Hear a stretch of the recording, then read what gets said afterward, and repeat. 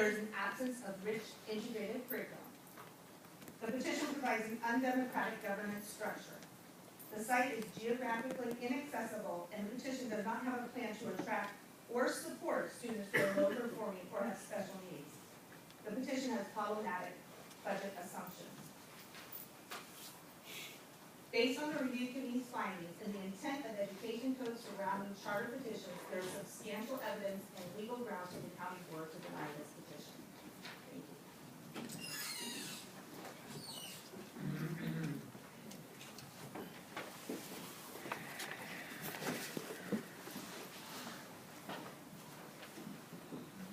Okay. Now it's time for board members. Do you have questions of staff or the parties? I would focus on the findings, and if you have questions about the pros and cons of the to us. And I'd like to ask a question of one of the speakers. I didn't get his name, but he spoke about this rumor that he heard that there was a connection between the spa and Clayton Valley, and that they would join together at some future time. Is that speaker still here? He's no longer here. He's gone. Okay, well, I was gonna say, where did he hear this and what evidence does he have that that may occur? Anyone else know about that? Yes.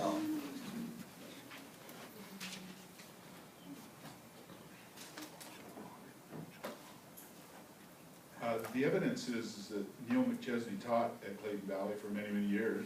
I believe he was an English teacher. He then was one of the teachers that helped start the Clayton Valley Charter. He was an administrator at that school for several years.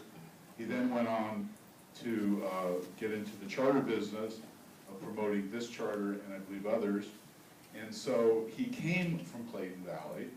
And there's another theory that Clayton Valley wants to keep their number of students below 2,000 so they can build a sports dynasty. And if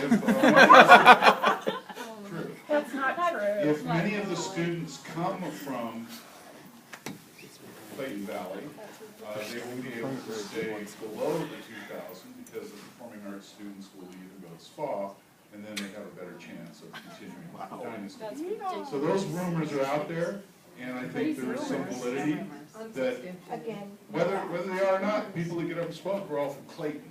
People wearing the t-shirts are from Clayton. The supporters are from Clayton.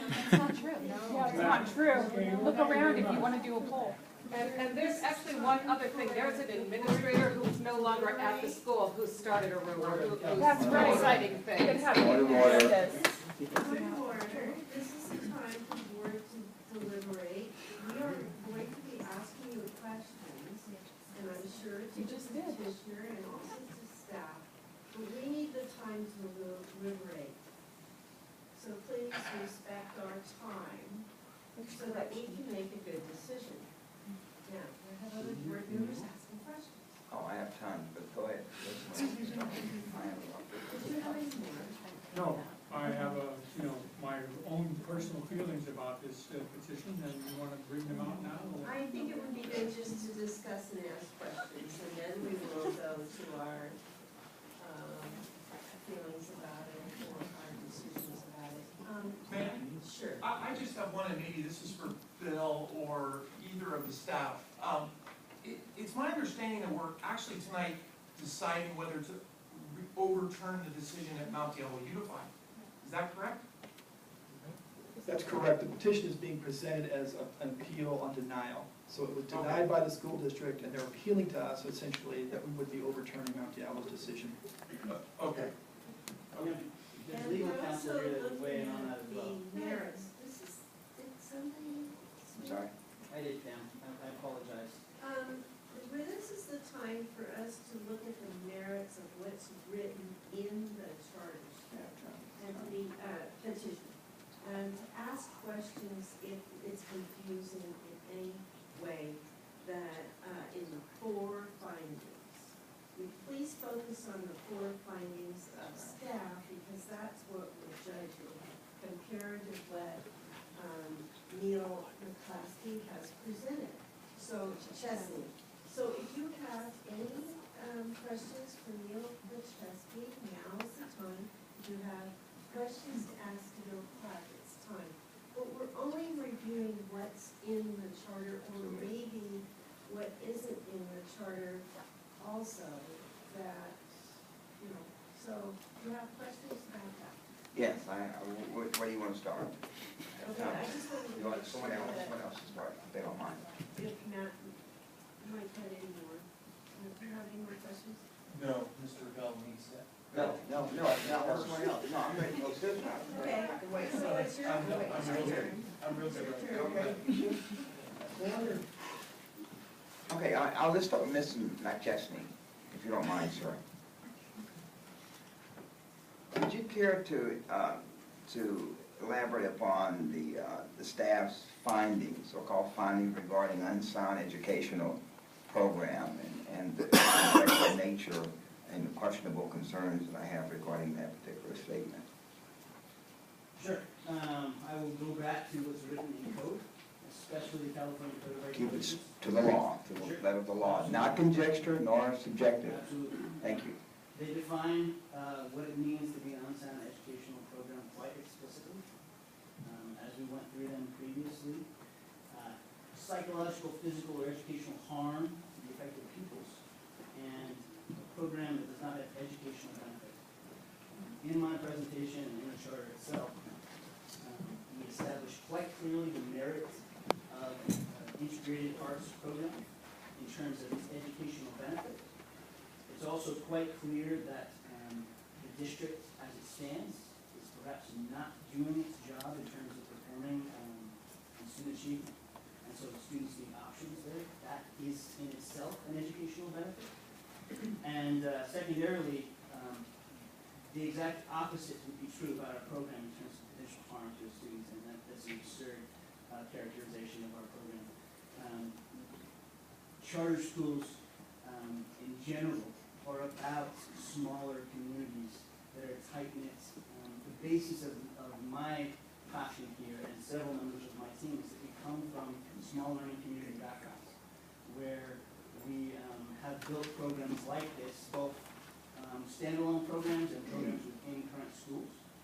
And we've seen the success of those programs because of those relationships, because of the nature of the teacher that's attracted to that kind of a program. And that's something that's unique in terms of a standalone program in this district. There are certainly other examples in other counties and even in other parts of this county, but not the other. Yeah, I'm very Certainly good. not in parts of yours. Thank you. I'm very much familiar with the code here. I haven't all this in front of me, but let me keep going here. I have another question regarding the so-called unfound educational practices.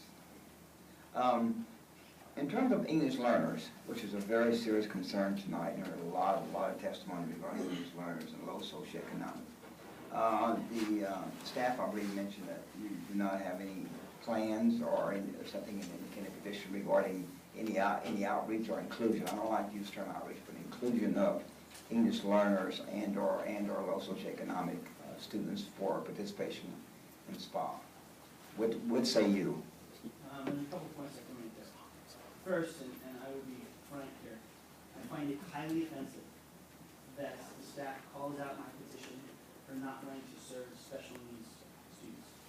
In fact, there are specific sections, I can print out the page numbers for you right now, that deal with all kinds of special needs students. Most specifically, there is a section for special education, and there is a section for English learners. And in fact, there are layers of support programs, including response to intervention, that's specifically mentioned in there, including student success teams, and including character education programs, et cetera, et cetera. So to make that assertion is wrong. And it's also, it's antithetical to the mission of what this school is about. And the power we know it has to impact those kinds of students as substantiated by research. Secondarily, the outreach. You can look at our outreach plan, and we have very, very specific locations, names of community organizations, businesses, churches, etc., that you will find in areas of Mount Diablo Unified District that has those demographics that we need to reach. But how many individual entities there were? As I mentioned in the presentation, there is, absolutely will not refute this. There is a list of performing arts organizations that we would do outreach to. That is a logical target in terms of students that are interested in this kind of program. There is also 50+ other individual sites named, including, again, community organizations. I'll name one off the top of my head, Monument Impacts, right in the downtown area of Concord, where you have a high English learner population.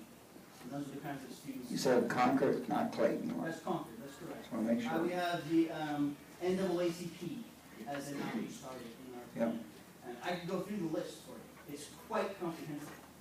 To suggest that we're only targeting performing arts students, which is exactly what the staff report says, verbatim, and to suggest that it's only targeted at Clayton.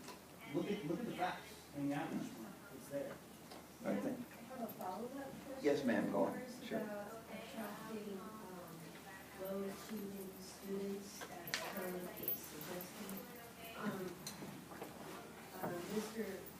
Chesky and I talked about the lottery system and how that impacts the selection.